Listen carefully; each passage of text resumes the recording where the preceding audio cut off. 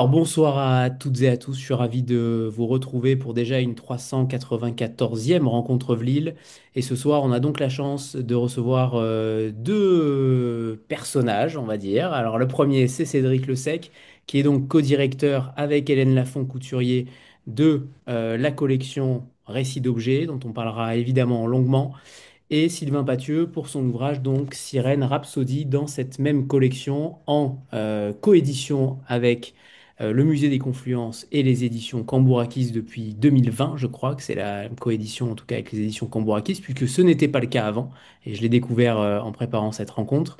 Alors pour débuter, je vais déjà, et Cédric va évidemment relayer la chose, c'est parler de cette collection Récits d'objets qu'on voit régulièrement passer. Parfois, on sait véritablement ce qu'il en est, parfois pas. Depuis 2014, le Musée des Confluences à Lyon propose à des romanciers de choisir un objet parmi les quelques 3,5 millions d'objets que compte le musée pour en faire une œuvre de fiction. Et les cadres littéraires que les auteurs prennent sont souvent très différents et on va en parler tout à l'heure.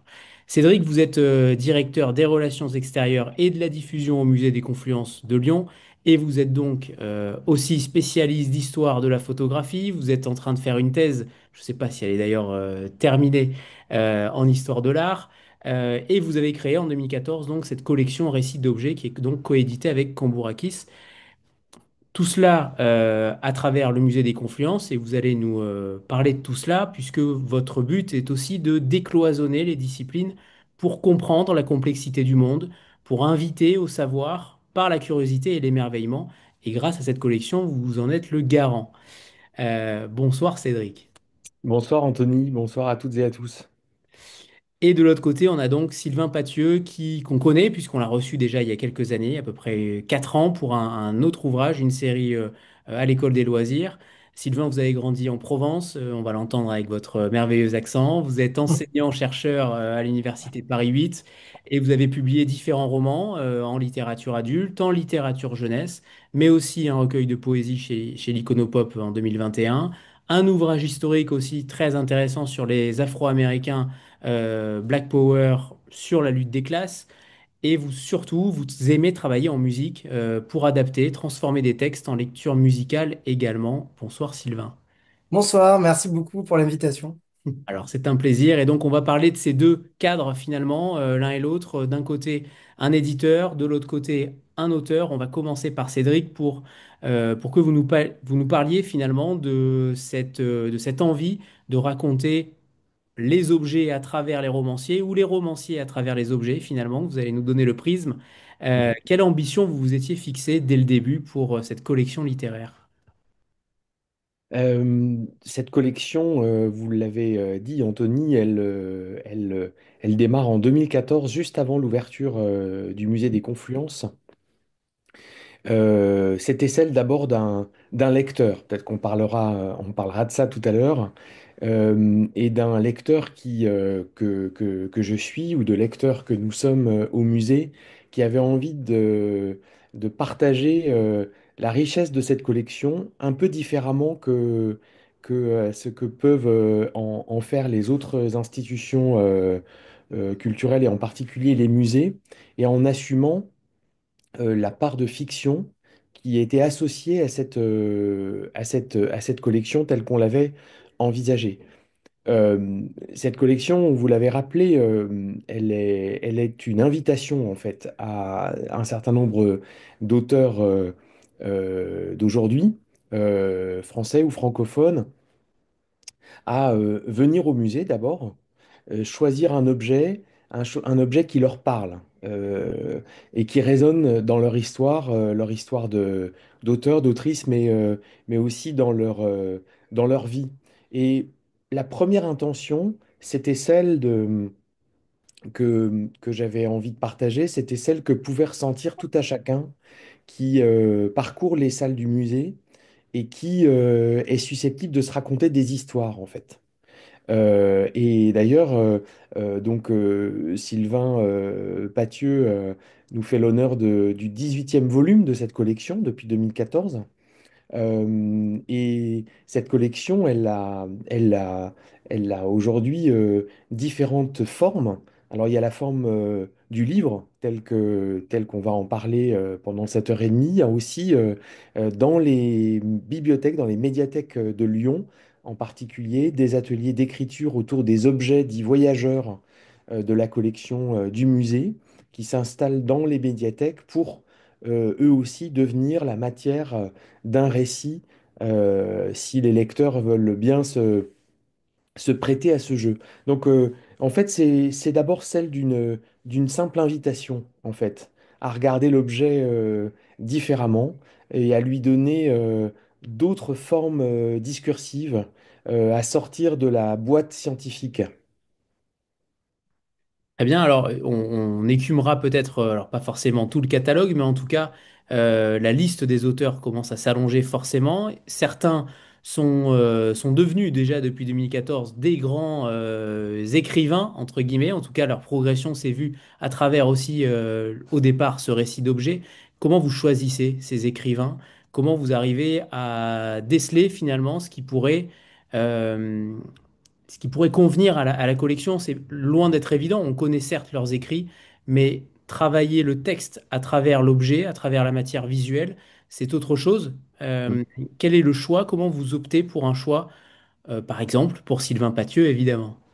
Alors, en fait, on est plusieurs hein, à lire d'une part au musée et à avoir envie de faire contribuer différents auteurs qu'on aime. Et avec en tête, un peu comme on programme des expositions, la possibilité que leurs univers, leurs langues puissent aussi correspondre à des typologies de lecteurs un peu différentes. C'est vrai qu'on a fait appel à des auteurs extrêmement différents, que ce soit Philippe Forest, Emmanuel Pagano, Oliver Rosenthal, Ananda Devi, Régine de Tambel, j'en passe, Pierrick Bailly.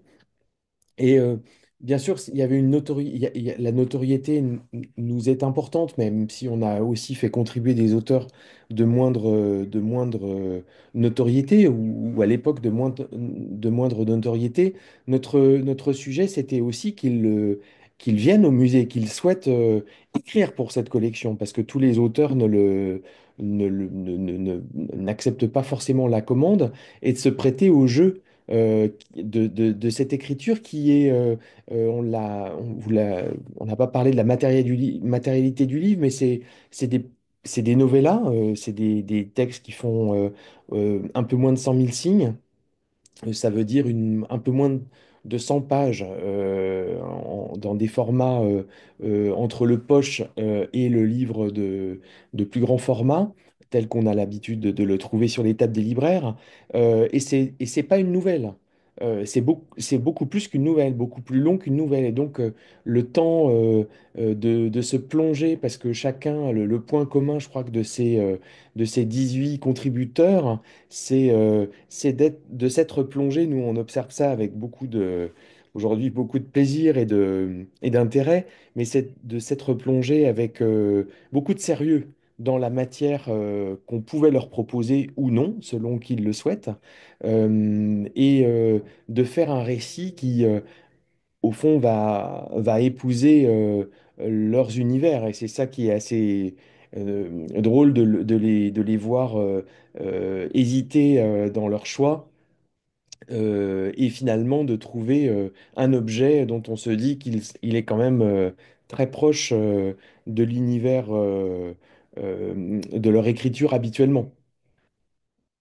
Très bien. Alors Sylvain, justement, j'aimerais que vous nous parliez de cette expérience d'aller au musée, de choisir une œuvre parmi toutes celles qui sont présentes, 3,5 millions, ça laisse quand même du choix. Vous avez hésité, vous vouliez prendre un fossile au départ. Il y a eu en tout cas une réflexion pour choisir, pour ne pas se tromper.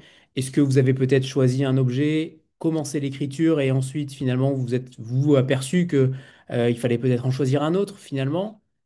Comment s'est matérialisé aussi le choix sur l'œuvre avant de parler de Sedna, de cette déesse inuite des océans, avant de parler d'elle, comment vous vous vous êtes baladé finalement dans ce musée? Qu'est-ce que vous avez fait? Comment vous avez observé? Est-ce que vous avez pris des notes? Est-ce que vous avez réfléchi? Est-ce que vous avez commencé à écrire, raturé? Finalement, comment ça s'est passé, cette expérience assez inhabituelle? Ben, d'abord, je connaissais pas le musée, enfin, j'y étais jamais allé. Je connaissais le musée de Nantes, parce que mon père m'en avait parlé, et j'avais aussi une collègue historienne qui est originaire de Lyon et qui m'en avait parlé. Donc, en fait, c'est un musée auquel j'avais très envie d'aller. Et je passais souvent devant parce que, bon, j'habite dans le 93, donc en Seine-Saint-Denis, mais étant originaire du sud de la France, souvent je descends en voiture, en famille, et il arrive, selon les embouteillages, quoi, que je passe pas très loin du musée, puisqu'il y a, selon ce qu'indique le GPS, parfois il me fait passer pas très loin du musée, donc je voyais le musée, et à chaque fois je me disais quand même, ça serait bien un jour de s'y arrêter, quoi. Et puis je l'avais pas fait, et donc ça a été aussi, c'était aussi l'occasion pour moi de voir ce musée. Et j'avais déjà entendu parler de cette collection parce que ma collègue Oliva Rosenthal, qui est une écrivaine que j'admire beaucoup, avait écrit un livre déjà dans cette collection. En plus, à partir de momies de chats, de momies égyptiennes de chats. Donc bon, comme j'aime bien les chats et que j'aime bien l'Égypte ancienne, c'était un volume qui m'avait beaucoup intéressé. Et donc j'étais très content qu'on me sollicite pour faire partie de cette collection. Et donc, quand je suis descendu en voiture dans le sud, ben, on s'est arrêté avec ma compagne. Bon, malheureusement, les enfants n'étaient pas là, donc ils étaient déjà descendus, donc ils n'ont pas pu encore voir le musée.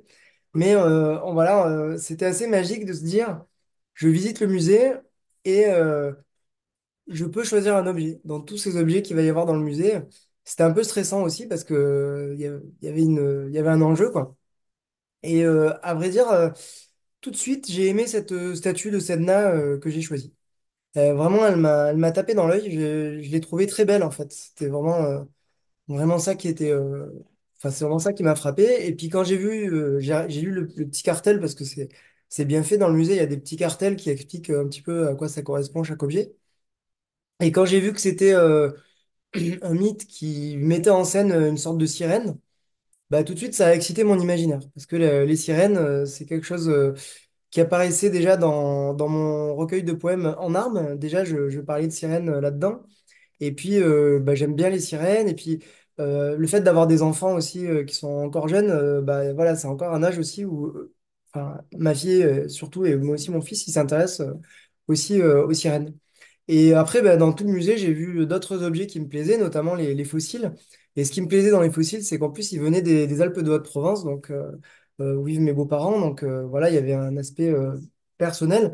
Et ce qui me faisait hésiter au départ, c'était de me dire, est-ce que je peux légitimement écrire un texte à partir d'un objet de la culture inuite, qui n'est pas ma culture? Et donc voilà, j'avais une hésitation par rapport à ça. Mais et donc j'avais demandé au musée de m'envoyer enfin un peu plus que les cartels, de m'envoyer en fait des fiches sur les objets. Donc j'avais la fiche sur Sedna, j'avais la fiche sur le fossile que j'avais bien aimé, et puis j'avais repéré aussi des tablettes sumériennes. Donc ça, j'aimais bien voilà, mon côté historien qui ressort.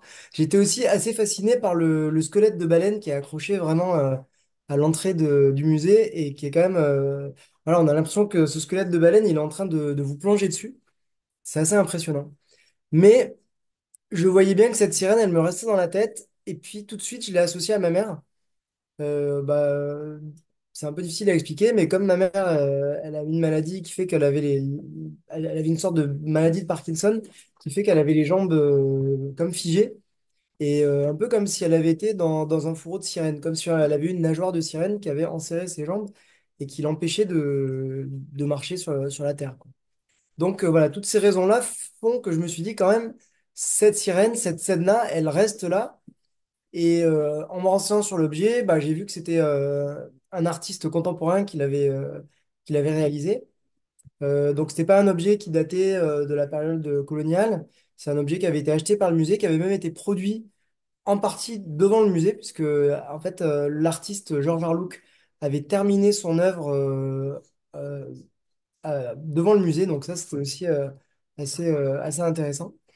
Et voilà. Et donc, ben, en fait, je ne me suis pas engagé dans l'écriture autour d'un autre objet tout de suite.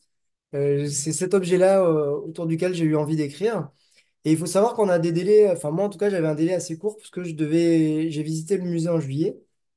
Donc ça c'est un peu ma faute hein, parce que j'avais été contacté pour le visiter avant, à partir du mois d'avril-mai, j'aurais pu le visiter, mais j'avais pas le temps. Et donc j'y suis allé en juillet et je devais rendre mon texte en décembre. Donc ça laissait pas beaucoup de temps, mais en même temps, écrire sous la contrainte, c'est quelque chose qui est intéressant pour moi parce que ça nous amène vraiment dans des endroits où on serait pas allé forcément. Et j'aime bien ça, j'aime bien cette idée d'écrire avec une contrainte agréable là, pour l'occasion. Et aussi, comme c'était quand même un texte qui était assez court, et voilà, je me suis dit que c'était jouable. Et donc, voilà, j'ai passé toutes les vacances d'été, enfin tout l'été de l'an dernier avec Sedna dans la tête. Et à me dire qu'est-ce que je vais faire comme texte là-dessus, qu'est-ce que je vais raconter comme histoire là-dessus. Texte court, mais c'est peut-être le plus long finalement de toute la collection. Je ne sais pas, mais en tout cas, je crois qu'il fait à peu Oui, près 130, 140 pages. C'est peut-être le plus long de tous. ah oui, Euh, pareil. par rapport aux contraintes, justement, ça m'intéresse. Quelles sont vos contraintes, Cédric, que vous mettez par rapport aux écrivains? Est-ce que les écrivains s'en mettent davantage encore? Ça, c'est encore une autre question. Mais concrètement, est-ce qu'uniquement le format à peu près aux alentours de 100 pages et la visite du musée une fois d'ailleurs, je crois que vous visitez le musée qu'une seule fois, donc vous pouvez peut-être y aller plusieurs fois, mais en tout cas, j'imagine que dans le cadre, c'est une seule fois. Est-ce que ce sont les deux seules contraintes que vous imposez aux écrivains?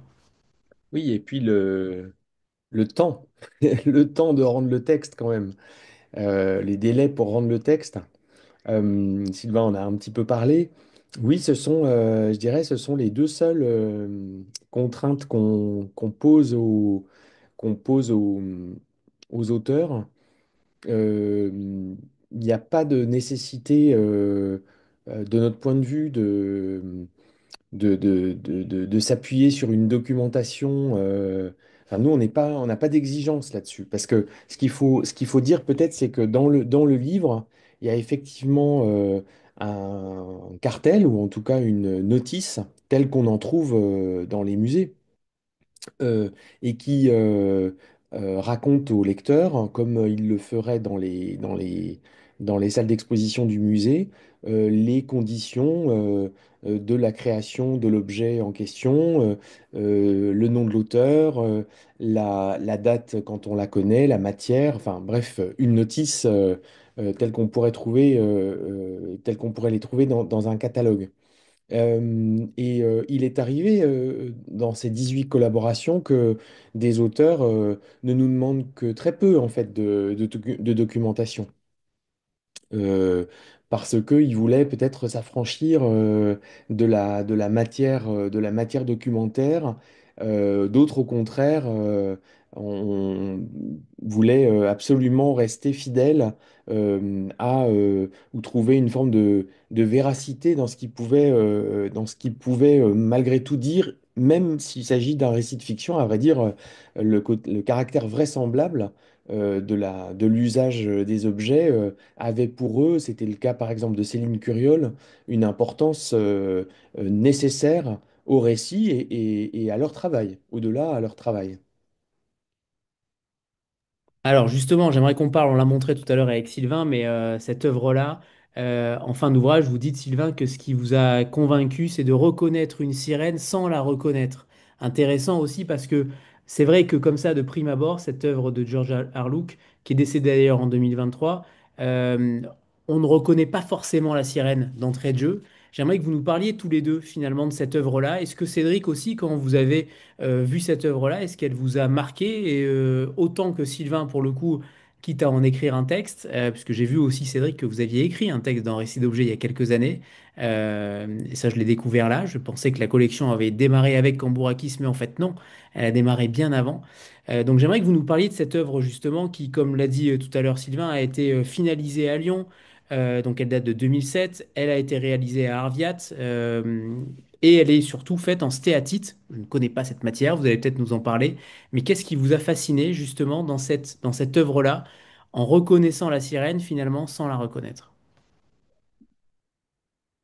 Allez, commencez Sylvain.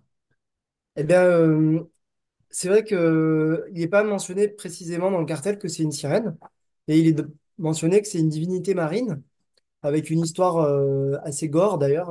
Bon, on pourra peut-être la raconter tout à l'heure. Et donc moi, c'est vrai qu'avec mon regard d'historien, quand on fait de l'histoire, on a un côté un peu anthropologue quand même. C'est-à-dire qu'on est capable de repérer des choses dans des sociétés différentes. Et je me suis dit tout de suite, ça, c'est une sirène. C'est ce qu'on appelle une sirène. Et en fait, il y a plein de sirènes dans plein de sociétés différentes, plein de divinités marines qui peuvent être dans la mer, mais qui peuvent être aussi d'ailleurs dans des rivières, hein. C'est pas que je dis divinité marine, mais je devrais dire peut-être plutôt divinité aquatique.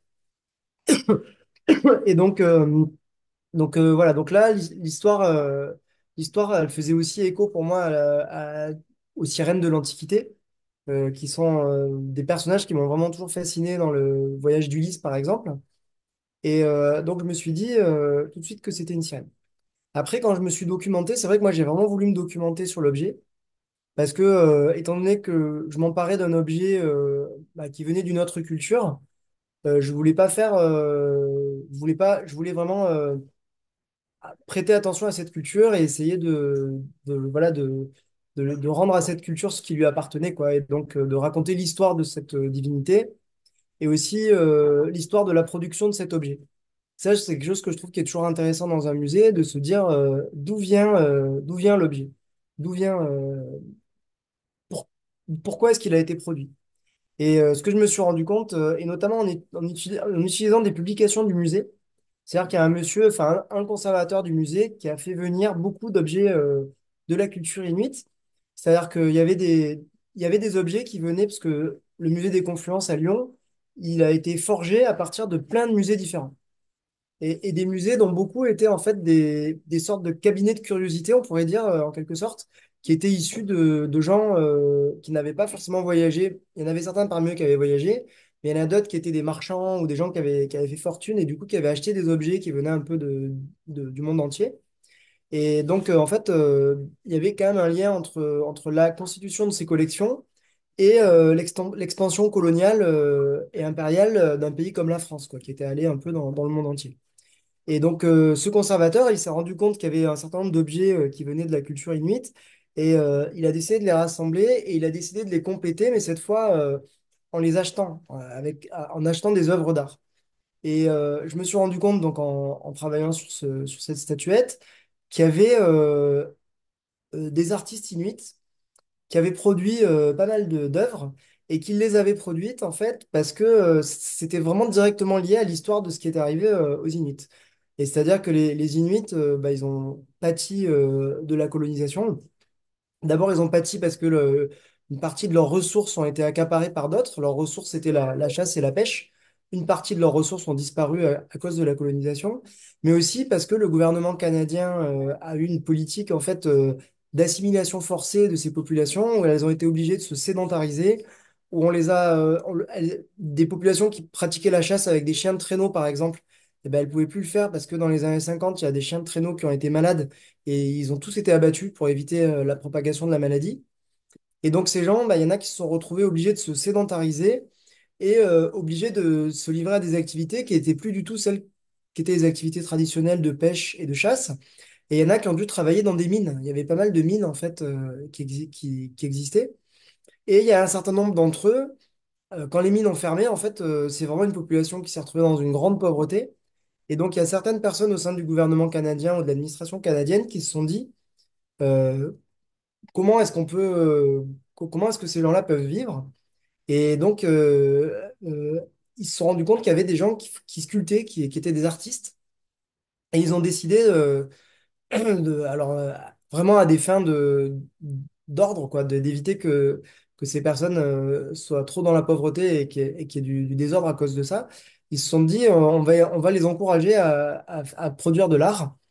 Et comme traditionnellement, ils sculptaient dans des os de baleines, mais que la chasse à la baleine était devenue interdite à cause de la raréfaction des baleines, eh bien, ils leur ont fourni des pierres, et notamment la stéatite, qui venait des anciennes mines qui avaient été abandonnées.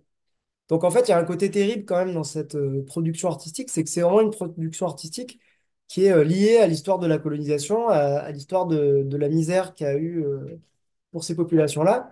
Mais ça n'empêche pas que c'était de véritables artistes qui étaient fiers de leurs œuvres et qui ont utilisé en fait cette possibilité-là qu'ils avaient de produire de l'art pour ne permettre que la mémoire de leur culture ne soit pas oubliée. Et donc en fait, ils ont un peu rusé avec toutes les contraintes auxquelles ils étaient astreints, toutes les contraintes qu'ils subissaient, et ils ont produit ces œuvres d'art. Et donc là, par exemple, le fait de produire Sedna en stéatite, c'est une manière de rappeler les mythes de leur peuple et de montrer que ce peuple, même s'il a été largement décimé, même si ses conditions de vie ont énormément changé, ce peuple-là, avec ses cultures, avec ses traditions, eh bien, il existe encore.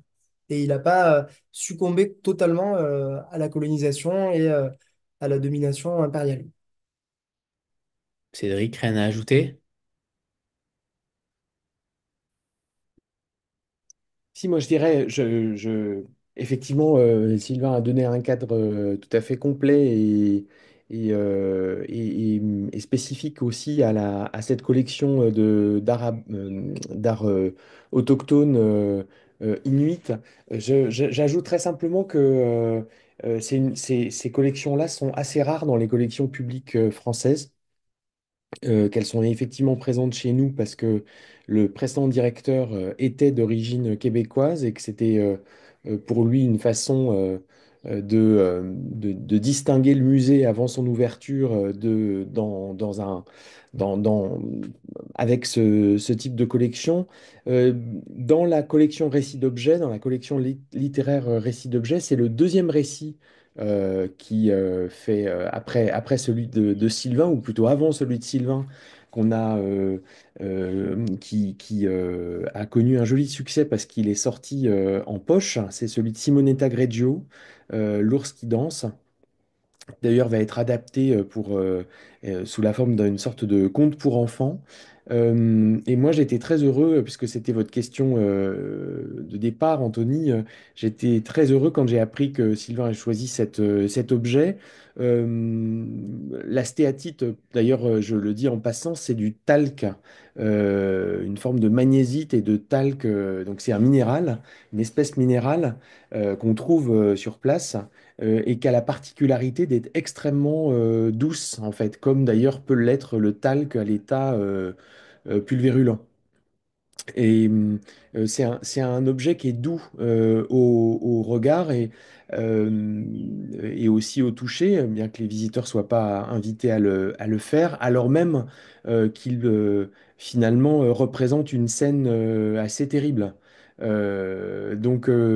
C'était cette tension, moi, qui me plaisait, parce que ces objets, effectivement, parlent, on aura peut-être l'occasion d'en parler, de développer tout à l'heure, mais parlent des voix autochtones qui se font, enfin, qui s'expriment dans le musée et dans ces expositions. Alors justement, on va parler de cette Sedna finalement.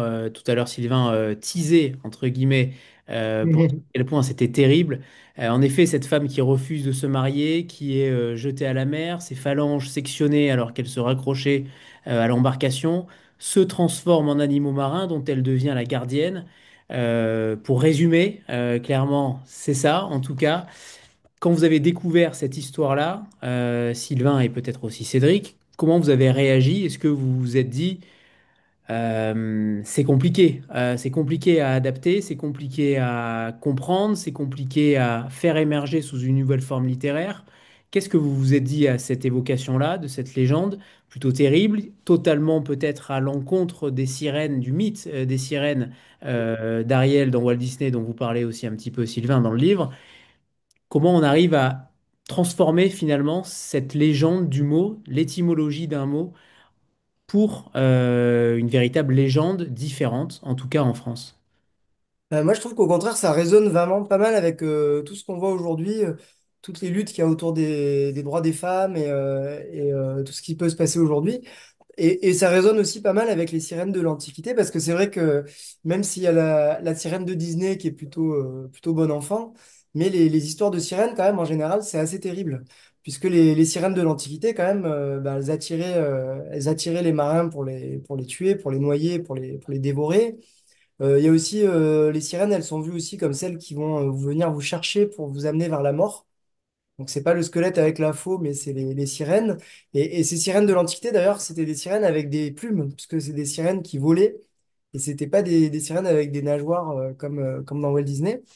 Et donc moi, bah, c'est vrai qu'il y a, dans beaucoup de mes livres, il y a souvent des personnages de femmes. Et souvent des personnages de femmes bah, qui se battent, enfin qui se laissent pas faire. Donc j'aimais bien cette histoire. Et en fait, l'histoire de Sedna, donc en fait, elle est mariée de force par son père. Et il a marié à une sorte de magicien méchant qui l'emmène sur une île. Et puis il a un peu des remords, le père, parce qu'il entend les cris de douleur de sa fille. Donc il décide d'aller la chercher pour qu'elle puisse s'évader. Et ils s'évadent tous les deux avec un bateau. Et en fait, le magicien, quand il se rend compte que elle est partie, bah, il déclenche une tempête. Et là, le père se dit, bon, bah, tant pis, je vais la sacrifier parce que je veux au moins sauver ma vie. Et donc, il la jette à l'eau, elle s'accroche au bateau et avec ses rames, il lui sectionne les doigts qui se transforment en poissons. Puis, il lui sectionne les mains qui se transforment en animaux plus gros, les belugas, les baleines, les choses comme ça, les phoques. Et enfin, elle coule et là, elle devient une divinité marine. Et il y a souvent cette dimension-là dans les sirènes. C'est souvent des femmes qui sont victimes d'hommes. Par exemple, il y a certaines mythes de sirènes où c'est des sirènes qui sont noyées par leurs frères et ensuite qui reviennent pour se venger. Et donc, j'aimais bien cet aspect-là. Ça faisait écho à pas mal de choses qu'il y a dans mes livres. Et voilà, donc ça m'a intéressé alors, ce que je disais au début, ça a excité mon imaginaire. Et puis, il y a aussi un côté pop aux sirènes, en fait, parce que tout le monde connaît les sirènes, tout le monde en a entendu parler. Et il y a même des gens maintenant, aujourd'hui, qui s'entraînent à nager avec des nageoires de sirène. J'avais écouté une émission sur France Culture, Les Pieds sur Terre, où il y avait des personnes qui pratiquaient cette nage de sirène qui étaient interviewées. Donc voilà, c'est vrai que moi, dans mes livres, il y a souvent des aspects où je vais à la fois utiliser des choses, des mythes, des éléments historiques, parce que voilà, comme je suis universitaire et historien, ben, j'ai cette culture-là, mais aussi pas mal de choses de la culture de tous les jours, de la culture pop, parce que ben voilà, j'aime bien ça. Moi, j'aime bien. Euh, et j'écoute de la musique, j'aime bien le foot. Enfin voilà, il y a plein de choses que j'aime qui sont pas forcément dans la culture, on va dire, la culture légitime. Et j'aime bien dans mes livres un peu faire s'entrechoquer tout ça, quoi. Cédric. Votre question, Anthony. C'était sur la légende de Sedna, par rapport à justement cette figure à la fois mythique et légendaire. Comment arriver finalement à la transformer de manière littéraire? Et je vais rajouter une seconde question, c'est celle finalement de votre rôle en tant qu'éditeur. Que faites-vous si un jour, et peut-être que ça n'est jamais arrivé, mais que faites-vous si un jour la commande, entre guillemets, n'est pas forcément à votre goût? C'est loin d'être évident. Vous demandez à un auteur de travailler une matière, peut-être qu'il l'a traitée de manière différente, de manière artistique. Vous, avec votre rôle au musée, vous avez sûrement un œil différent aussi d'un œil littéraire. Qu'est-ce que vous faites concrètement si ça ne vous convient pas? Est-ce que vous éditez? Est-ce que vous tranchez dans le vif? Est-ce que vous pouvez refuser aussi que l'auteur publie le texte? Comment ça se passe dans ces possibilités-là? Est-ce que c'est déjà arrivé? Oui, c'est déjà arrivé. C'est déjà arrivé parce que, en fait, l'auteur, et depuis lors d'ailleurs, on a un peu renforcé nos échanges préalables à l'écriture, parce qu'évidemment, s'il y a un cadre de grande liberté qui parfois, je l'ai dit, fait un peu peur aux auteurs.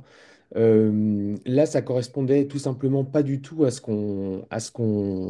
non pas ce qu'on avait en tête, parce que ça supposerait qu'en fait on a une sorte de texte qui viendrait, euh, enfin, un texte un peu idéal que viendrait livrer l'auteur qu'on a choisi. Donc on procède pas de cette manière-là, mais tout simplement, c'était hors sujet, en fait. Enfin, la commande, c'est de se servir. Alors, j'aurais dû le dire tout à l'heure, mais la contrainte, c'est effectivement de se servir de cet objet. Que cet objet ne soit pas vu comme un Où est Charlie dans un grand tableau dressé par l'auteur d'un texte qui aurait pu être publié tout à fait ailleurs, ou avec d'autres ambitions, où on découvre notre Sedna à un moment donné dans, je ne sais quoi, un, un morceau de bravoure de la description d'une bibliothèque où on la verrait posée sur une étagère. Là, c'est à côté. Le sujet, et c'est une façon aussi de répondre à votre question initiale sur Sedna, mais Sylvain l'a très bien exprimé, c'est finalement comment ça résonne comment le mythe de Sedna l'a aidé à comprendre finalement une histoire contemporaine. Euh, et, et- et là, le texte de Sylvain, quand on l'a lu, il ne fait que tourner autour de cet objet, en quelque sorte. Enfin, quand je dis il ne fait que tourner, euh, il approfondit, il en donne de multiples facettes et même une sonorité, parce que c'est un texte que j'invite tous les lecteurs à se lire. Et tout à l'heure, il nous en lira un passage. C'est un texte très sonore, si j'ose dire. C'est un texte qui s'entend, qui s'écoute, qui se slame en quelque sorte. On rentre dedans parce que ça sonne. Et c'est pas de la poésie. Enfin, je crois pas que Sylvain, en tout cas, la présente comme telle. Donc, oui, oui, c'est déjà arrivé et on est en. C'est pas parce qu'on est un musée. Moi, je tiens beaucoup à ce qu'on présente cette collection comme une coédition entre Cambourakis et nous, parce que c'est nous qui l'avons initié, parce que c'est rare dans les musées français d'avoir ce type de collection qui sortent des canons éditoriaux que peuvent proposer les musées. Le choix de l'auteur se fait à plusieurs, et la lecture d'ailleurs se fait à plusieurs. Et c'est ça qui en fait tout son charme. Alors justement, c'était ma prochaine question sur cette scansion, sur cette musicalité du texte. En effet, je suis totalement d'accord avec Cédric, ce n'est pas forcément de la poésie, c'est peut-être davantage de l'incantation, ou en tout cas quelque chose qu'on a envie de scander. Tout simplement, c'est aussi vos influences. Tout à l'heure, Sylvain, vous disiez que vous écoutiez beaucoup de musique. Il y a une sorte de quasiment de hip-hop finalement dans le texte. Le slam, en effet, Cédric aussi en a parlé. Comment, pourquoi déjà vous mettez cet accent-là dans votre rythmique, dans votre rythmique d'écrivain? Qu'est-ce que ça vous apporte? Est-ce que vous écrivez également, peut-être en chantant? C'est possible, je ne sais pas. Mais en tout cas, qu'est-ce que ça vous apporte? Est-ce que c'est comment dire, un détonateur pour pouvoir écrire ou au contraire une soupape? Et ensuite, j'aimerais bien que vous nous lisiez un extrait comme l'a supposé Cédric tout à l'heure, l'a suggéré Cédric. Alors bah, j'écris pas en chantant parce que déjà il fait moche en région parisienne. Alors si en plus je chantais, bon ça serait pire. Mais par contre c'est vrai qu'il y a du rythme en fait dans mes. Enfin j'essaye qu'il y ait du rythme dans mes textes. Et oui moi j'aime bien écouter du rap. Enfin en tout cas j'aime bien le fait qu'il y ait des scansions dans les textes et qu'il y ait du rythme dans les textes. Et en effet une certaine musicalité. Et notamment le dimanche prochain on va faire ça en musique avec Orso Jesenska. On va faire une lecture musicale au musée. Il y a vraiment cette dimension-là qui est présente. Et il y a certains passages qui peuvent se rapprocher de la poésie, d'autres qui sont plus, qui le sont moins. Mais en tout cas, vraiment, j'attache une importance à chaque mot, à chaque phrase pour essayer de faire un texte qui a un sens, qui ait du sens, mais aussi qui soit beau, enfin, en tout cas, essayer que ça, voilà, qu'il y ait une musicalité, un rythme dans le texte. Et puis comme c'était une histoire un peu dure, un peu violente, voilà, je voulais que ce soit aussi que ce soit rythmé par rapport à ça, quoi. Je lis un premier extrait alors, si vous voulez. Avec plaisir, Sylvain, merci.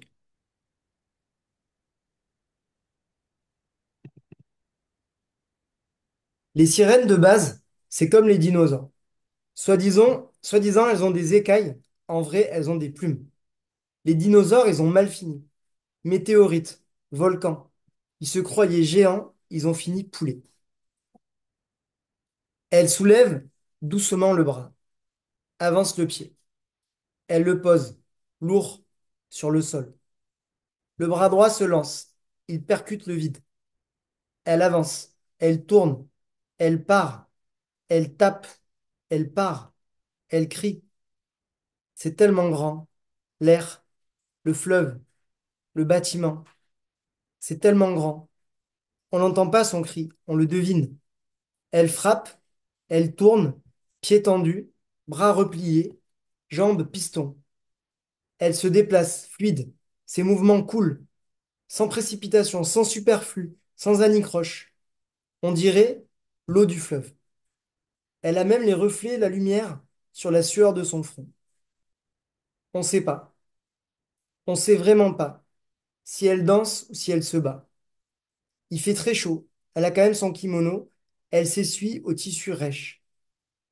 À certains moments du kata, elle salue. Et elle salue qui? Il n'y a personne. Elle salue le fleuve, ou alors l'autre fleuve, la confluence. Elle salue le bâtiment. Elle salue l'air. Elle s'appelle Esclarmonde. Ryan le sait. Il l'a entendu. Des sirènes, il y en a partout dans le monde. C'est banal, une sirène. Il n'y a pas que Ariel, la petite sirène de chez Walt Disney. Il y a Mami Wata en Afrique de l'Ouest, Yemoya au Nigeria, les Yaoren en Chine, les Lobastas dans les pays slaves, Yara au Brésil, la sirène en Haïti, la Pincoya au Chili. La Pincoya, j'aime bien les sonorités, ça pète. Des sirènes, il y en a partout, quoi. Et dans les terres inuites du Grand Nord, il y a Sedna. Souvent, c'est violent, les sirènes. Yara tue ses frères qui veulent l'assassiner, ils sont jaloux. Pour la punir, son peigne la noie. Les poissons la sauvent et dès lors, elle attire les hommes dans l'eau pour se venger.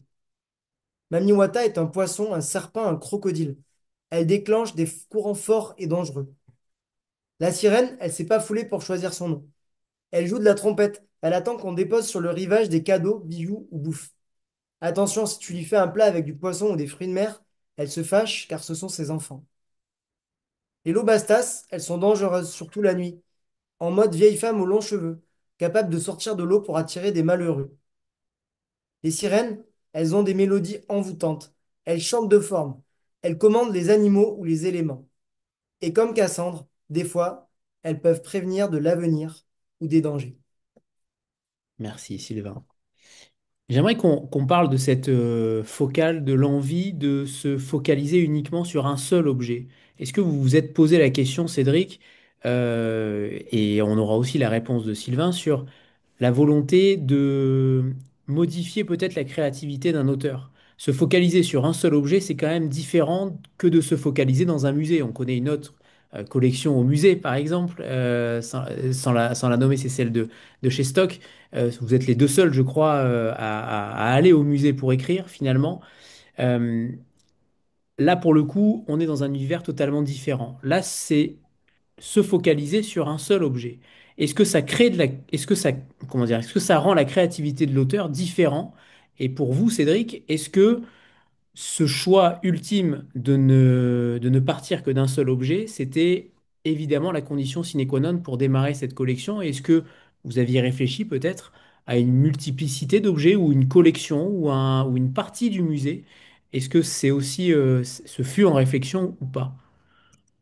Je dirais que vous l'avez rappelé tout à l'heure quand vous m'avez présenté, moi j'ai un parcours d'historien de l'art et je constate trop souvent dans les musées que nos visiteurs passent très peu de temps devant les vitrines en fait. Alors il y a de maintes raisons à cela et c'est pas un jugement que j'exprime. Mais le choix qui a été le nôtre, c'était de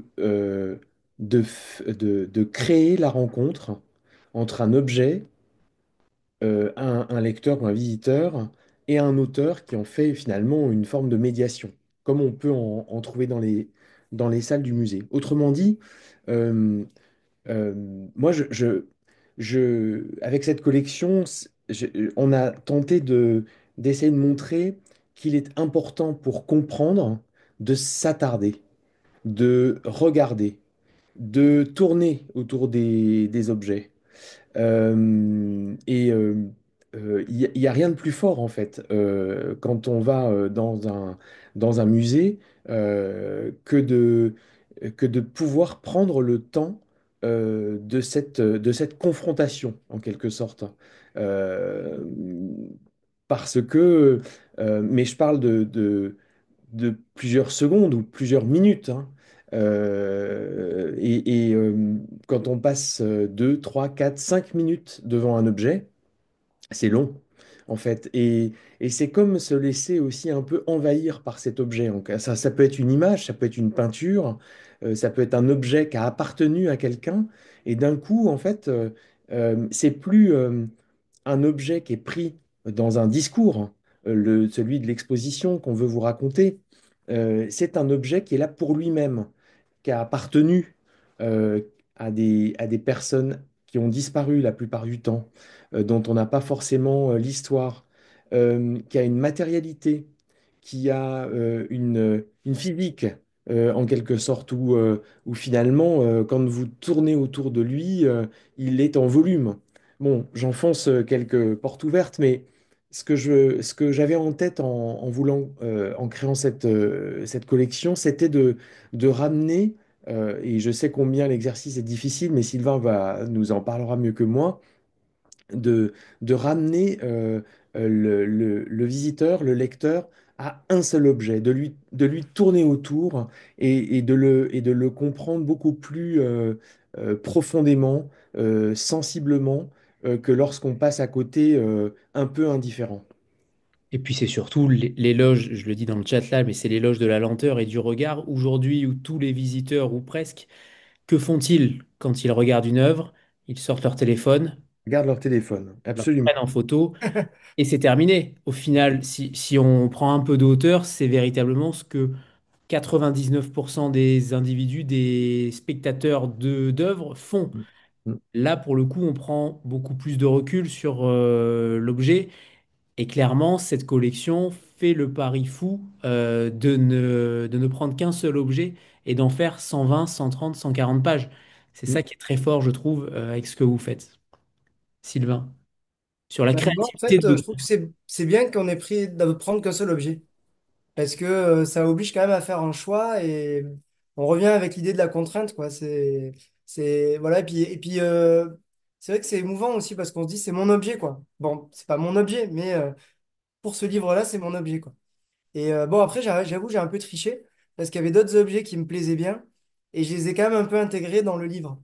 Le squelette de la baleine, les fossiles, et puis il y avait deux autres sculptures inuites que je trouvais vraiment superbes.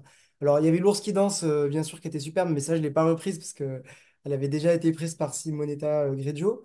Mais il y avait un chaman qui est mordu enfin, un chasseur, pardon, qui est mordu par un esprit, par une bête, et un chaman qui se transforme en poisson. Et je trouvais vraiment qu'elles étaient très très belles, donc j'en ai quand même parlé dans le livre. Donc j'ai respecté la contrainte qui était de ne traiter que d'un seul objet, mais j'ai quand même intégré ces objets qui me plaisaient dans le livre, quoi. Et qui avaient une parenté quand même avec celui dont j'avais parlé. Mais voilà, je trouve que c'est vraiment une démarche intéressante de se dire, on va prendre un objet et on va lui donner quand même on va lui donner notre sens. On va voir ce que nous on en fait. Après, c'est vrai que par exemple, Oliver Rosenthal, finalement, elle avait pris plusieurs objets puisqu'elle avait pris plusieurs chats momifiés. Mais voilà, il faut que ce soit une série cohérente, quoi. C'est-à-dire que là, tous ces chats momifiés, ils venaient du même endroit, ils avaient enfin, la même époque, la même signification, tout ça, quoi. Donc voilà. Mais en tout cas, franchement, je trouve que c'est vraiment une très grande chance d'avoir pu faire ça, une très belle idée aussi. Et moi, j'ai vraiment voulu prendre ça au sérieux, quoi. J'ai vraiment voulu me dire, je veux faire un texte qui soit le plus beau possible. Et pour ce faire, vous avez mêlé différents fils narratifs. Alors évidemment, la sirène, Ouais. mais surtout de l'autre côté, ce mythe, ce souvenir intime de votre mère. Comment vous avez réussi à tisser ce lien extrêmement intime, extrêmement ténu, c'est extrêmement touchant pour le coup, entre ce corps souffrant de votre mère et la légende de la sirène? Comment vous avez réussi à tisser les dieux, presque, Ouais. les Aussi deux, les deux. à réussir à tisser les deux parce que c'est extrêmement fin, subtil. On voit pas forcément venir les choses et en réalité, je trouve que vous avez fait une belle prouesse que d'arriver à tisser ces deux belles images qu'on comprend au fil du texte et c'est ça qui est très intéressant aussi, c'est que au départ de l'action, peut-être que je parle comme un footeux, ça y est, au départ de l'action, on le voyait pas forcément et je trouve que D'ailleurs, je crois que c'est même pas noté en quatrième de couverture, hein, à vérifier, je ne sais plus. Mais j'aimerais bien savoir comment vous avez travaillé les deux. Qu'est-ce que vous avez ressenti? Est-ce que c'était douloureux? Est-ce qu'au contraire c'était un exutoire? Est-ce que ça vous a permis aussi de sortir de cette période de deuil? Qu'est-ce que vous avez ressenti au moment de lier ces deux éléments? Bah, j'avais déjà travaillé un peu comme ça dans mon livre En armes, donc, qui est un recueil de poésie. Et puis dans un autre texte qui est pas publié, mais que j'avais fait, j'avais été en résidence à Aix-en-Provence, donc ma ville natale, dans le quartier du Jas de Bouffan. Et donc j'avais fait un texte, et comme c'est ma ville natale, je parlais aussi de plein de trucs personnels, mais aussi de l'histoire du quartier parce que c'est un quartier qui a été créé dans les années 70. Et j'avais mis aussi de la fiction. À partir des histoires que m'avaient racontées les jeunes du quartier, j'avais inventé des personnages, mais qui leur ressemblaient un peu, et j'avais raconté des histoires que eux m'avaient racontées en les modifiant à ma manière. Et donc, j'aime bien cette manière-là d'écrire en mettant des textes en écho, en mettant des histoires en parallèle. Et donc là, j'avais ces trois fils narratifs qui étaient l'histoire de cette statue, l'histoire des Inuits, l'histoire de ma mère et le lien que je faisais avec les sirènes et avec sa maladie. Et puis une histoire que j'avais imaginée, une histoire avec des enfants qui se passait dans un monde un peu post-apocalyptique, un peu dans le lieu justement où il y a le musée des Confluences, mais un peu revu à ma façon. Et voilà, donc l'idée était vraiment voilà, qu'il y ait ces trois fils narratifs qui se fassent écho. Et au début, on se dit un peu, mais quel est le lien entre ces trois histoires? Pourquoi est-ce qu'ils nous racontent tout ça? Et à la fin, tout ça, comment dire, va dans la même direction, quoi. Et, euh, et bon, après, je sais pas si écrire c'est un exutoire ou parce que un deuil, ça s'arrête jamais. On porte tout le temps, tous les jours, la tristesse en soi. Voilà, moi, je pense tous les jours à ma mère, donc c'est toujours un manque, c'est toujours une tristesse de voir elle voit pas grandir mes enfants, tout ça, quoi. Mais après, il faut bien vivre avec, donc euh, voilà, c'est aussi les livres, c'est aussi un endroit où on peut permettre à des fantômes de revenir, à des personnages qu'on a aimé d'être là, quoi. Donc c'est aussi ça. Et puis je raconte des trucs sur ma mère, c'est sûr qu'il y a des trucs que je raconte qui sont un peu durs, comme je raconte une fois où elle était tombée, elle s'était écrasé le visage par terre et on était allé à l'hôpital, par exemple. Donc, et on n'avait été pas forcément très bien reçus. Donc, voilà, je raconte des choses comme ça, quoi. Et c'est vrai que ça permet, le fait de les raconter, je ne sais pas si c'est un exutoire, mais en tout cas, c'est vrai que quand je les écris, ça fait du bien, quoi. Mais voilà, je les écris aussi parce que je les mets en écho avec les autres histoires et au final, tout ça converge. Ça converge même vers le ciel, vers des planètes, des planètes qui ont été découvertes, puisqu'il y a une planète qui porte le nom de Sedna. Donc, Tout à fait, tout à fait. Cédric, ça fait déjà 11 ans que la collection existe, s'est allé de différents textes de différents auteurs. Vous avez balisé un champ incroyable pour le coup. Comment on arrive finalement à se projeter sur les différents autres textes qui vont arriver? Est-ce qu'il y a déjà, mais j'ai l'impression que oui, avec notamment des lectures musicales, des médias différents pour faire venir les gens au musée et pour graviter autour de cette œuvre? On a l'impression que chaque texte est le premier pas posé pour ensuite décupler les expériences. Peut-être qu'avec l'intelligence artificielle dans quelques années, je ne sais pas, ou pas. Mais pour le coup, on a l'impression que on vous voit en fait vous construire au fil des années, au fil des textes, et on a l'impression que vous avez un champ illimité devant vous. Et en même temps, on se dit que vous avez déjà balisé tellement de choses que difficile de s'inventer, de se réinventer. Et en même temps, on se dit qu'avec 3,5 millions d'œuvres dans le musée, on a quand même la place pour faire encore une bonne dizaine, quinzaine de milliers de livres. Ça, c'est sûr. En fait, on a d'abord cette collection est invraisemblable, hein, 3 millions et demi d'objets. Alors bien sûr, on en montre peu. C'est quelques pourcentages qui sont montrés dans le parcours permanent. Et euh, En fait, cette collection, surtout le travail que l'équipe fait pour la faire connaître euh, auprès des libraires, des lecteurs, des visiteurs du musée, nous donne envie de la poursuivre parce que la collection, c'est plusieurs volumes. Faire collection, c'est finalement avoir envie de découvrir le musée, alors même que là, peut-être autour de ce soir, il y a un certain nombre peut-être de vos lecteurs, de personnes qui sont présentes, qui sont peut-être jamais venues au musée des Confluences et qui euh, viendront intrigués, intéressés par un objet qu'ils auront découvert dans la collection. Donc ça, je dirais que c'est assez inépuisable. Il y a aussi des objets qui, pour nous, manque encore. Sylvain en a parlé tout à l'heure, mais pour l'instant, il n'y a pas encore de récit sur la baleine qui était présentée au musée Guimet avant que le musée des Confluences n'ouvre. Il y a aussi des objets rapportés par Émile Guimet. À mon avis, il y a un grand nombre d'objets qui sont susceptibles de faire parler ces collections. Et puis, de manière plus concrète peut-être, notre souhait, c'est de créer un parcours littéraire maintenant dans le musée.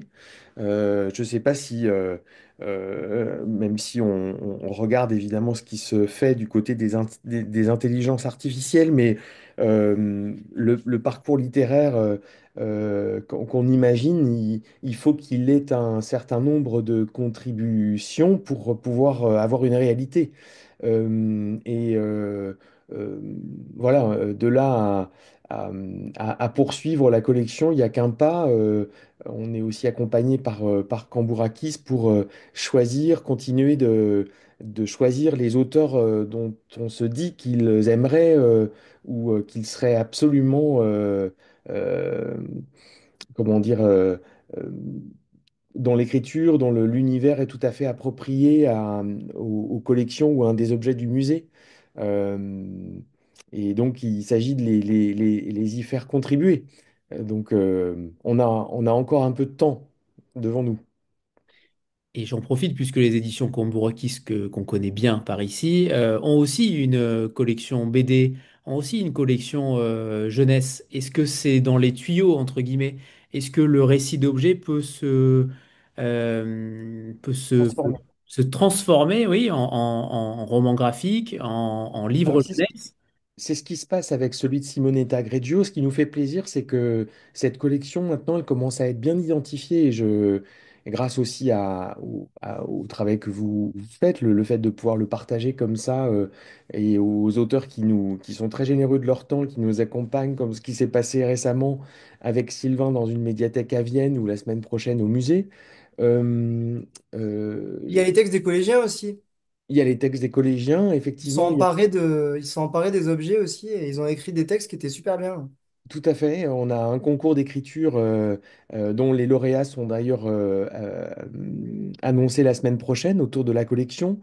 Euh, j'ai oublié la question que vous posiez, Anthony, pardon. C'était, ben, je ne sais plus Vous non aussi. plus. Ça y est, vous m'avez Savoir si ça allait remarqué. donner lieu à de la BD ou à Ah Oui, de la oui. c'est ça. collection Alors, jeunesse chez j'ai, Cambourakis. alors, Heureusement que moi je suis là pour suivre, hein. mais tout à fait, Sylvain, et on vous remercie. Alors, c'est moins romantique ce que je vais vous raconter, mais nous, on est en établissement, fondé en établissement public, et donc l'accord, la convention, ou plutôt le contrat qu'on a avec Cambourakis, tient d'un appel d'offres qui répond donc à un cahier des charges tout à fait précis, et il n'est pas prévu dans ce cahier des charges de décliner la collection. Mais ça n'est pas exclu et du reste, ça se fait quand même, puisqu'on vient de vendre les droits de L'ours qui danse de Simonetta Greggio à un autre éditeur, en accord évidemment avec Cambourakis, pour en faire un roman graphique et qui va être très beau, qui va sortir à l'automne prochain. Et oui, vous en aviez parlé tout à l'heure, en effet. C'est une Tout très à bonne fait. nouvelle. Sylvain, j'aimerais qu'on parle de ce texte, notamment sur le côté extrêmement fragmentaire même, où il y a beaucoup de temporalité finalement. Ça se répond. Futur, passé, présent se répondent. Pourquoi vous avez choisi cette forme très éclatée du texte? ça diffère de beaucoup d'autres textes de la collection. Finalement, là aussi, on voit la multiplicité non seulement de sujets, non seulement d'objets, mais aussi de manières d'écrire, de manières d'exprimer un ressenti par rapport à un objet. Là, pour le coup, par rapport à cette histoire-là, l'éclatement, c'est aussi l'éclatement peut-être des hommes avec un grand H. Je ne sais pas ce que vous vouliez raconter à travers cet éclatement-là, mais j'aimerais bien savoir. Bah, ça, c'est un peu ma manière d'écrire, hein. Je fais dans pas mal de mes livres. Et j'aime bien, en fait, quand ça part un peu dans tous les sens au début, qu'on se demande où ça va. Et ensuite, on se rend compte qu'il y a une cohérence, qu'il y a un sens, que ça converge, quoi. Ça, j'aime bien. Et puis, j'avais lu pas mal d'autres volumes aussi de la collection. Il y en a plein que j'avais beaucoup aimé, bah, celui d'Olivier Rosenthal. J'avais beaucoup aimé aussi celui où il prend où il prend lui-même le musée en fait comme objet enfin, l'objet c'est le musée lui-même en fait. Donc ça j'avais beaucoup aimé. Celui-là il était très bien. J'avais aimé celui de Fanny Carello aussi. Enfin voilà, il y en avait plusieurs que j'avais aimé. Et donc, je voulais faire un truc à ma manière, quoi. Je voulais pas que ce soit comme les autres, quoi. Et donc, moi, ma manière, c'est ça. Et donc, voilà, c'est un peu comme si il y avait plusieurs récits suspendus qui se font écho et ensuite qui se rejoignent. Ça, j'aime bien ce jeu, cette structuration. Parce que quand j'écris, je pense beaucoup à la langue, mais je pense beaucoup aussi à la structure. Et donc, après, pour arriver à le reconstituer, heureusement, il y a le copier-coller qui permet de choisir l'ordre de mes textes. Et je fonctionne un peu comme du cut, quoi. Un peu comme si j'étais réalisateur de cinéma, ben, je filmerais plein de rushs. Et ensuite, je couperai pour les mettre. Alors maintenant, ils coupent plus avec des ciseaux, mais avec... c'est informatique, quoi. Mais voilà, je ferai ça pour mettre les bouts les uns après les autres, quoi. Des fois, je les imprime et puis je les découpe carrément, vraiment à la main avec des ciseaux pour voir dans quel ordre je mets tout ça et essayer de faire en sorte qu'il y ait une logique. Voilà, Et je pense qu'à la fin, le lecteur n'est pas perdu et il y a un moment où tout ça se rassemble, où tout ce qui était part se termine par être rassemblé, quoi. Ça, c'est D'ailleurs, un motif qui revient beaucoup dans mes livres aussi. qu'est-ce que vous avez, quand vous avez vu l'objet, quand vous avez vu cette statuette, qu'est-ce que vous avez écrit finalement? Est-ce que vous avez pris des notes? Est-ce que vous avez pris des photos, comme pour le coup tous les visiteurs du musée, mais pour vous aider aussi visuellement sous toutes les coutures, à la décrypter, à vous en imprégner? Combien de temps vous êtes resté? Est-ce que vous êtes resté, comme Cédric le dit, 10 secondes comme un visiteur lambda ou 4-5 minutes, même si c'est long, voire plus? Concrètement, qu'est-ce qu'il est ressorti de cette première entrevue en fait? Et ensuite, comment s'est passée l'écriture à moyen et long terme? Bah, non, j'ai pris plein de photos avec mon téléphone portable, hein, comme les touristes habituels, quoi. Et après, je suis resté quand même devant l'objet, je l'ai bien regardé, mais au début, j'étais pas complètement sûr que ça serait celui-là. Après, j'ai refait un tour. En fait, j'ai vraiment beaucoup apprécié dans la visite du musée, justement, ces objets inuits. Il y en a beaucoup qui m'avaient vraiment bien plu. Donc, j'ai fait une première visite du musée et après, je suis revenu devant ces objets-là, quoi. Bah, j'étais accompagné par une personne du musée que je remercie qui a fait la visite avec moi, donc par Solveig. Et ensuite, il y avait aussi Adélaïde qui était venue, Adélaïde Fabre, qui a participé au fait de me choisir et qui travaille aussi avec Cambourakis et avec le musée, elle a une agence qui s'appelle Aide Tutti Quanti, qui participe à ce genre de choses. Et donc, après, je suis revenu. Et puis après, quand je suis parti, j'avais demandé à Solveig si elle pouvait m'envoyer les fiches très détaillées de certains de ces objets. Et dans les fiches très détaillées, il y a des explications sur d'où vient l'objet, des choses un peu plus longues que le cartel. Mais il y a aussi des photos. Il y a plein de photos de l'objet sous tous ses angles. Et donc ça m'a permis de revoir cet objet, de voir des choses que j'avais pas forcément remarquées de pouvoir vraiment les re-regarder, quoi. Et après, moi, j'avais pris plein de photos de différents objets qui me plaisaient bien. Et j'avais envoyé sur WhatsApp à des amis ou à ma famille en disant lequel vous préférez, à votre avis sur lequel je devrais écrire et tout ça. Mais au fond de moi, je savais que ça allait être. Enfin, je me doutais fort que ça allait être la sirène parce que je sais pas, je le sentais, quoi. Je sentais que ça allait être ça. un peu comme une intuition, quoi. Et puis après, bah, j'ai pris le temps de laisser infuser. J'étais en vacances et tout ça. Donc voilà, comme moi, quand je suis en vacances, souvent je suis au camping, je fais des randonnées, des trucs comme ça. Donc ça laisse du temps pour réfléchir, le fait de marcher. Ou alors quand je vais courir aussi, si j'aime bien aller courir. Donc voilà, et après j'ai commencé à écrire petit à petit différents textes et voir où ça m'a amené, quoi. Où m'a amené cette histoire d'enfant dans un monde post-apocalyptique, où m'a emmené l'histoire de Sedna. Et puis, j'avais vu un concert aussi d'une artiste d'origine inuite canadienne qui s'appelle Ellie Sapi. Vraiment, si vous avez l'occasion d'entendre ses albums, je vous les recommande. J'étais allé la voir un peu par hasard en concert à Paris au printemps, quoi. Et c'était vraiment un superbe concert. En fait, elle reprenait dans sa langue, en inuktitut, des chansons du répertoire mondial qui pouvaient aller de chansons d'ABBA à chansons de Metallica, à bien même Born to Be Alive de, comment il Patrick s'appelle Hernandez. comment? Patrick Hernandez, Voilà, Patrick Hernandez, voilà, qui a fait un seul tube qui est celui-là, mais qui est français, qui hein. gagne encore beaucoup d'argent grâce à Il ça. gagne beaucoup d'argent grâce à ça, voilà. Et donc, c'était vraiment un concert qui était superbe. Et à la fin du concert, j'avais hésité soit à m'acheter un suite avec Elie Sapi, soit à m'acheter une petite brochure qu'elle avait faite qui accompagnait sa musique. Et parce qu'en fait, chaque chanson, elle racontait une histoire qui était liée à sa famille, qui était liée à son enfance. Il faut savoir que voilà, les populations inuites au Canada, elles ont le taux de mortalité, un taux de mortalité des jeunes qui est très fort, et notamment un taux de suicide des jeunes garçons aussi qui est très très fort. Et donc elle raconte l'histoire de son frère qui est mort en prison quand elle était petite. Là, il y a eu un incendie de la prison, il est mort comme ça. De son cousin qui était homosexuel et qui s'est pendu, de ses cousines qui lui ont appris à se maquiller et à se dire qu'elle était belle et tout ça.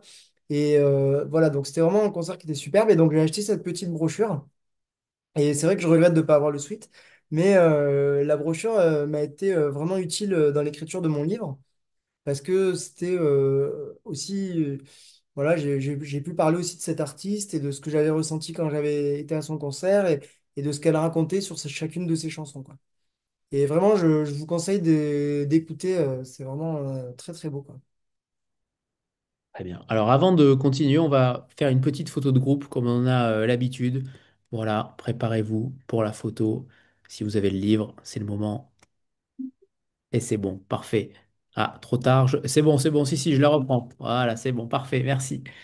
J'aimerais savoir finalement, si vous deviez convaincre un lecteur, un spectateur du musée, que ce soit pour Sedna ou que ce soit pour l'ensemble du musée, qu'est-ce que vous conseilleriez à un visiteur de faire lorsqu'il s'arrête devant cette statuette? Quel est le bon réflexe à avoir, entre guillemets? Alors je sais que c'est très subjectif, mais si vous deviez convaincre un individu d'y aller, d'aller au musée des Confluences, de regarder cette statuette avant la caresser, alors la caresser, non. Enfin, je pense pas que Cédric soit d'accord, mais qu'est-ce qu'on doit faire concrètement? Alors, qu'est-ce qu'on doit faire, c'est un peu péremptoire, mais qu'est-ce que vous conseilleriez à un visiteur de faire à la visite, à la vue de cette statuette? D'acheter le livre, ça c'est une certitude, et ensuite, concrètement, dans quelle ambiance on doit finalement regarder cette œuvre?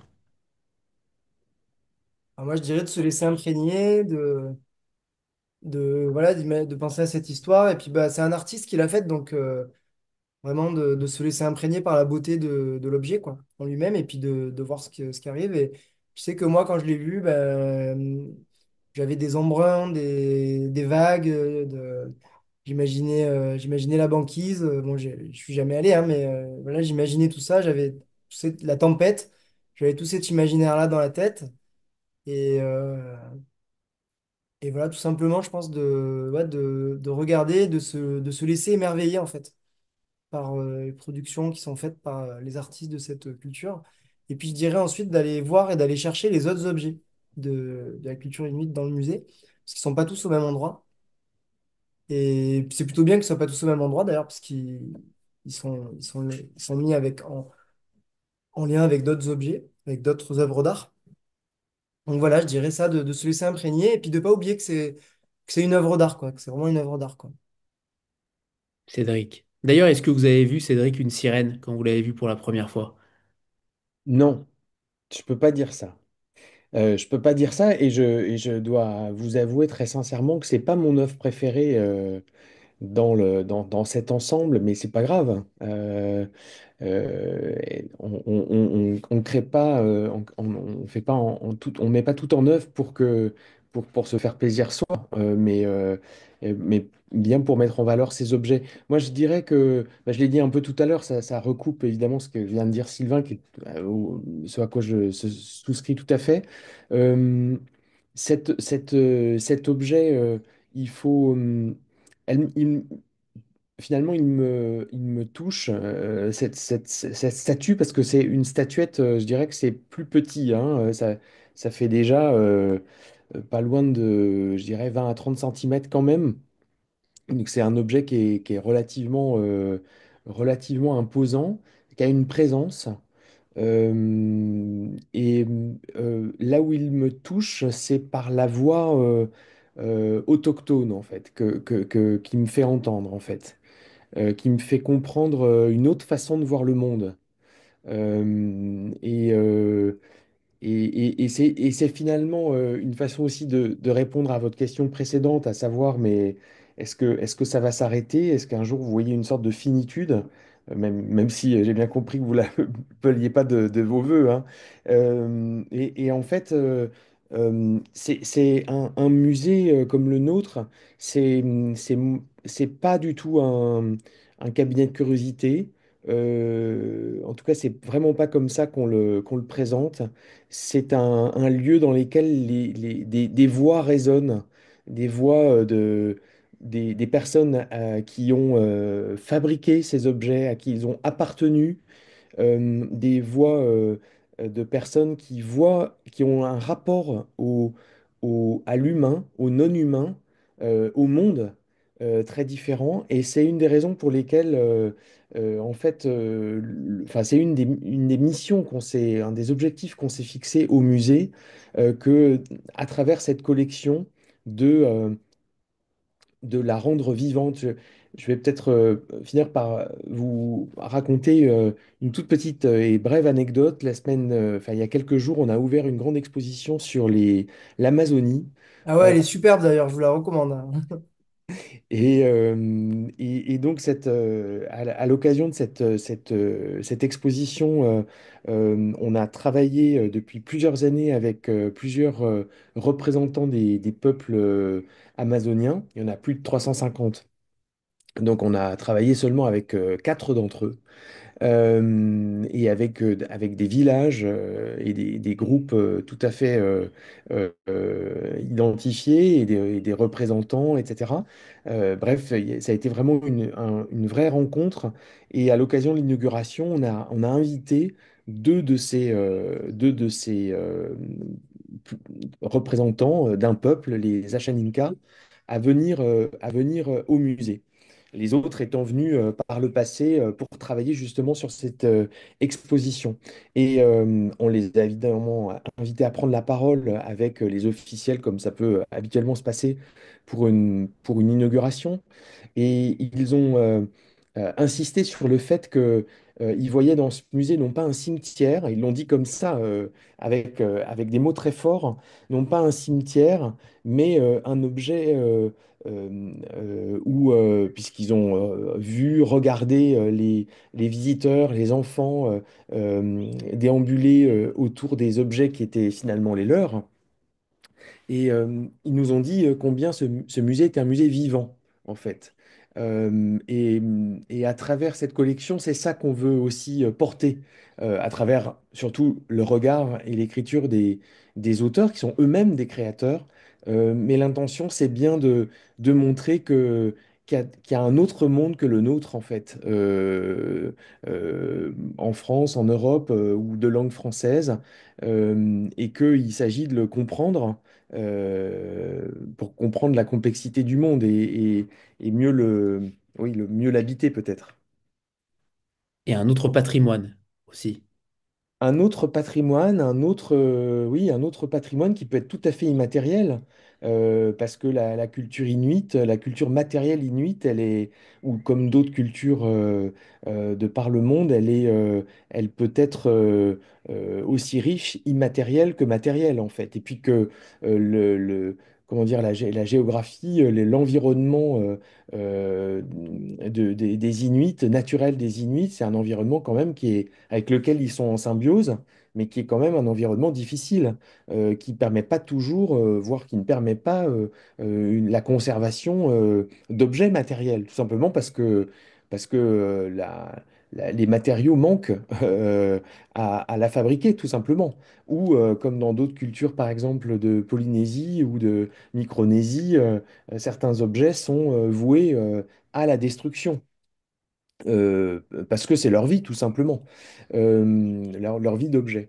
Donc, oui, c'est vraiment l'intention de.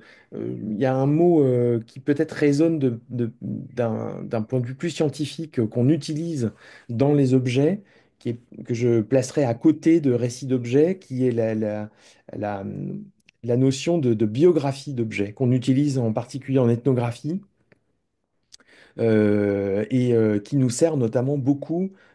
Sylvain l'a tout petit peu a effleuré le sujet tout à l'heure pour la question de l'origine des objets, leur vie, autrement dit leur traçabilité dans d'autres termes. Et d'ailleurs, l'exposition Amazonie, on est plongé aussi dans des sons, en fait, c'est ça que j'ai trouvé bien aussi dans cette expo. Voilà. J'espère que je vais aller la voir avec mes enfants en profitant des grandes vacances.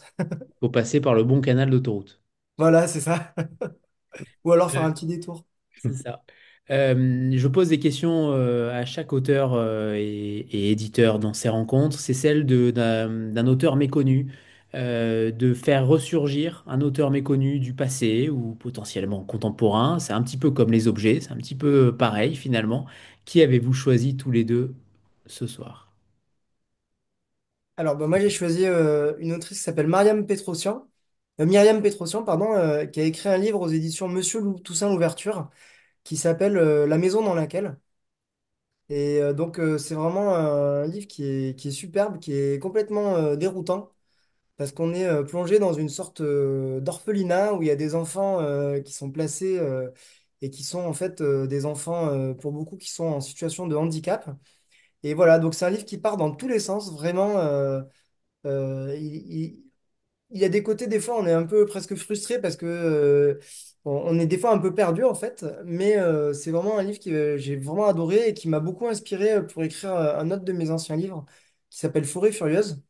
Enfin, j'avais déjà commencé à écrire Forêt Furieuse quand j'ai lu La maison dans laquelle, et j'ai failli arrêter parce que je me suis dit, waouh, bon. Et c'est vrai que Monsieur Toussaint Louverture, ils arrivent toujours à dénicher comme ça des auteurs ou des autrices qui ont publié des livres très très originaux et qui sont vraiment superbes.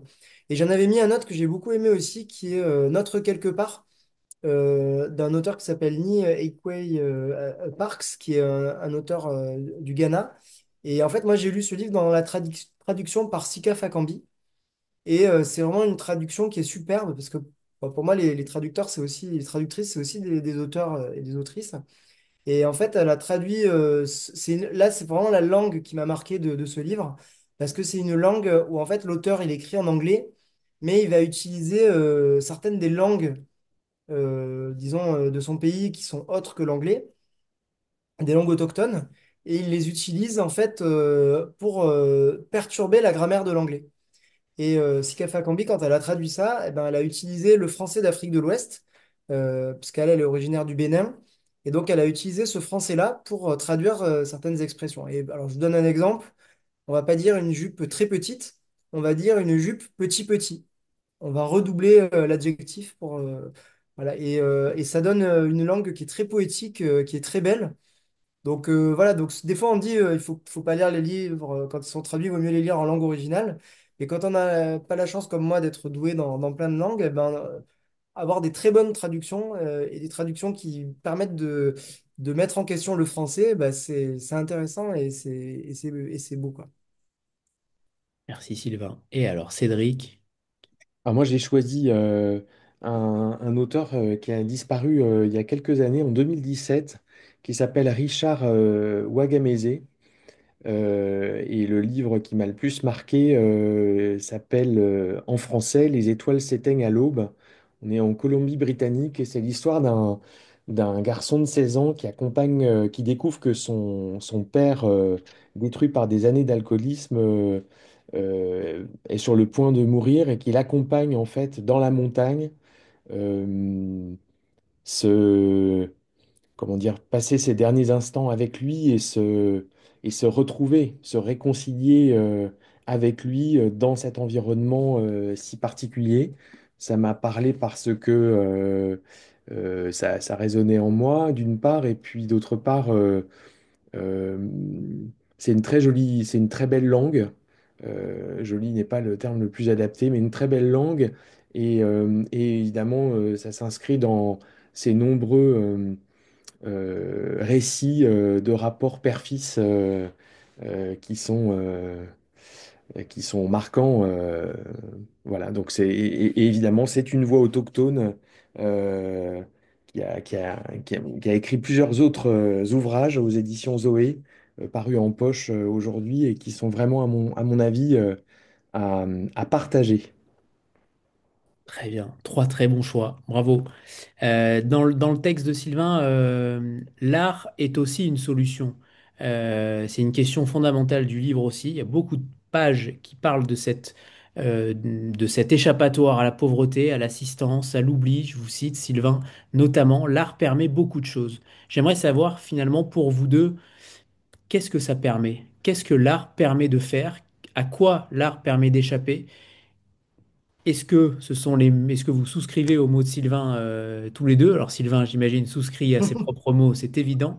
Mais pour vous, l'art, et je prends l'art au sens le plus noble du terme, le plus généraliste du terme, ça fait partie aussi, tous ces récits d'objets font partie de l'art, clairement. Le musée des Confluences, clairement aussi. J'aimerais finalement savoir qu'est-ce que l'art permet pour vous? Est-ce qu'il s'adresse forcément aux jeunes générations qui sont, entre guillemets, on va considérer ça ainsi, comme moins attirés peut-être aujourd'hui par la matière artistique? Ou est-ce une légende urbaine, peut-être?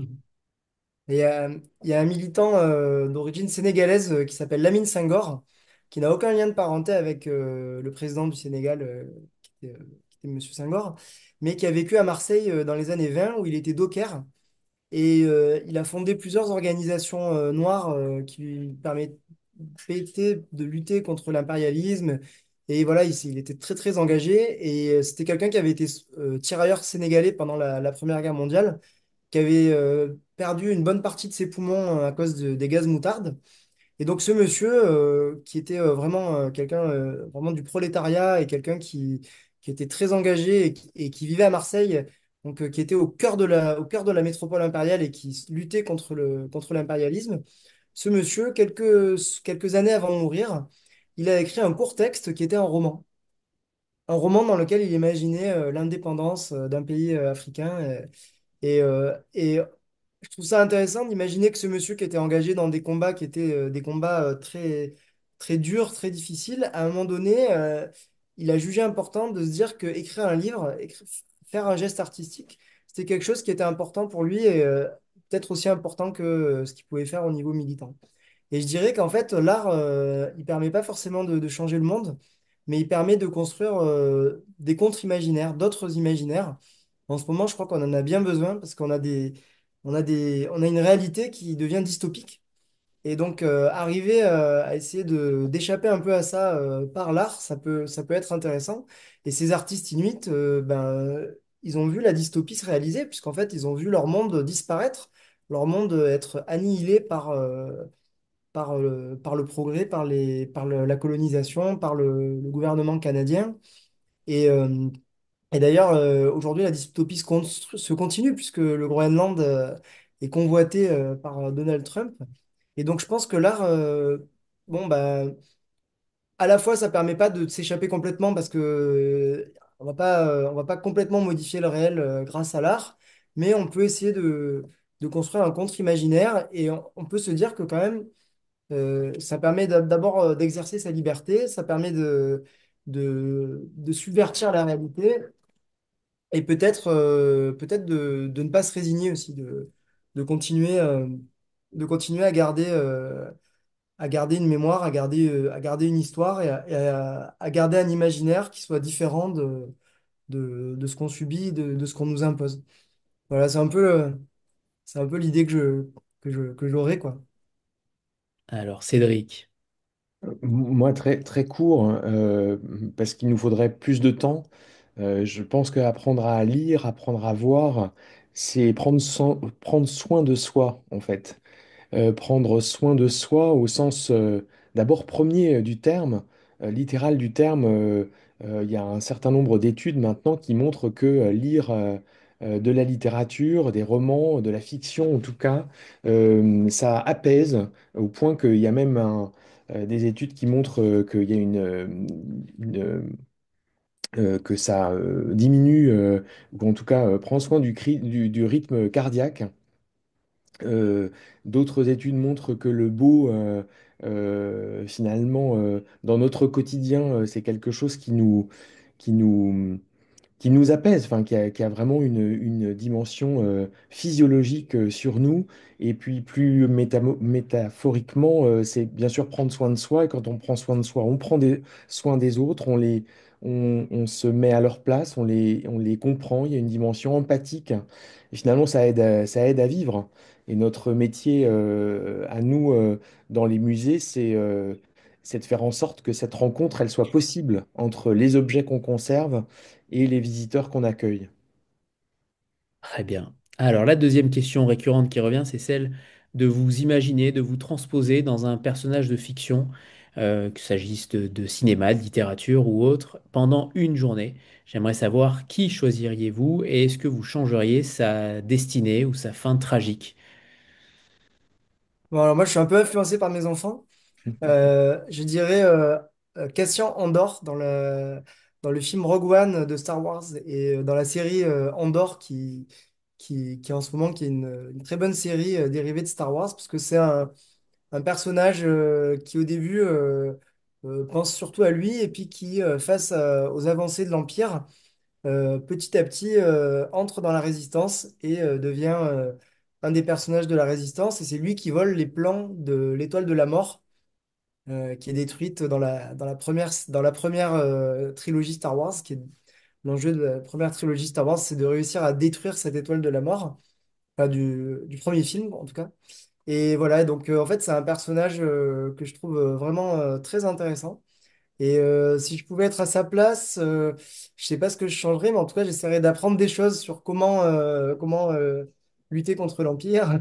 Et j'aimerais bien qu'il survive en fait, parce que malheureusement, ça fait partie de ces personnages qui, qui se sacrifient pour leur cause. Et donc moi, j'aimerais bien qu'il survive. Donc essayer de faire en sorte qu'il puisse s'en tirer et qu'il puisse s'en sortir. Très bien. Cédric, Bon, c'est à alors moi, rien à voir. Un choix peut-être beaucoup plus classique que celui de Sylvain, quoique ça devient aussi classique. La trilogie dont il était question. Moi, c'est Emma Bovary, en fait. Ce livre m'accompagne, Madame Bovary m'accompagne depuis fort longtemps. Je le relis très souvent.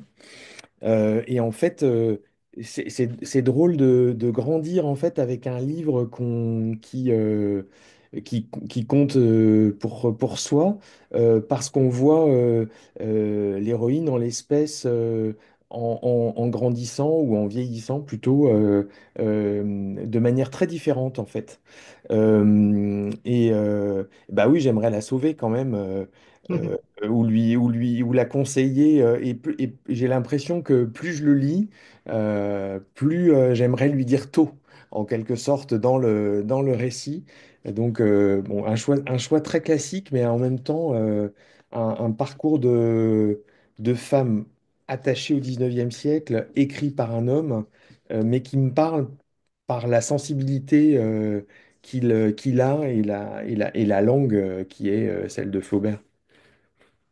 parfait. Alors, on va terminer cette rencontre avec un deuxième extrait, un second extrait de Sylvain. pour son texte Sirène Rhapsody. L'art n'abolit pas la beauté. L'art ne brûle pas la beauté. L'art ne foudroie pas la beauté. L'éclair, l'incendie, ébranle. L'art n'abolit pas, ne brûle pas, ne foudroie pas la domination. L'art ne console pas du malheur.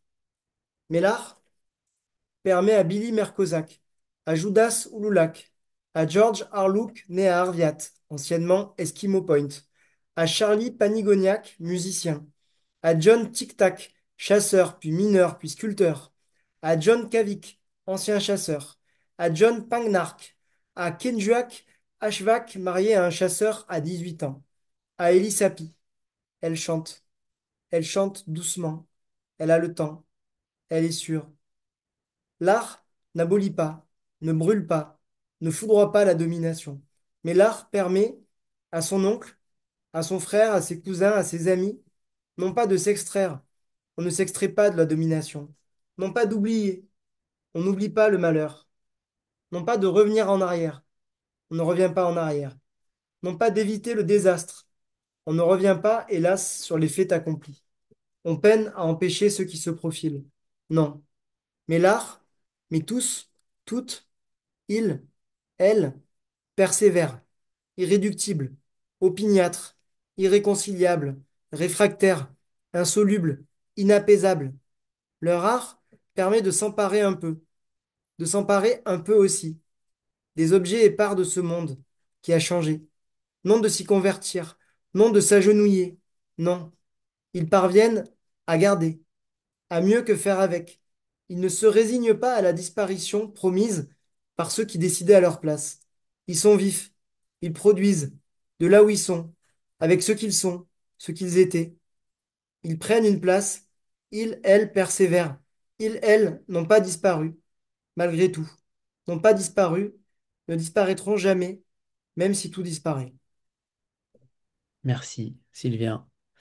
Merci infiniment à tous les deux, à l'agence et Tutti Quanti, Adélaïde notamment, et au musée, bien entendu, pour cette rencontre. Merci infiniment à tous les deux. Et donc, je le remonte, c'est Sirène Rhapsody de Sylvain Pathieu, et donc cette collection Récits d'objets aux éditions Cambourakis et Musée des Confluences. On vous suivra évidemment sur le long terme.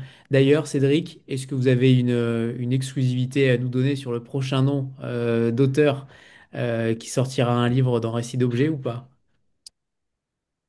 Je ne suis pas, je ne peux pas le dire, non, malheureusement.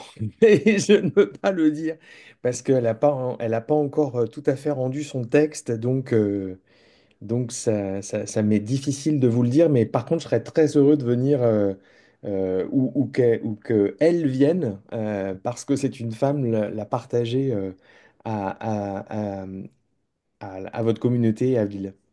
Eh bien, très bien. Rendez-vous pris. On en Désolé. parlera dans quelques mois alors. Parfait. Merci infiniment à tous les deux. Très belle Merci soirée à beaucoup. tous. Merci à vous. Au revoir tout le monde. Au revoir.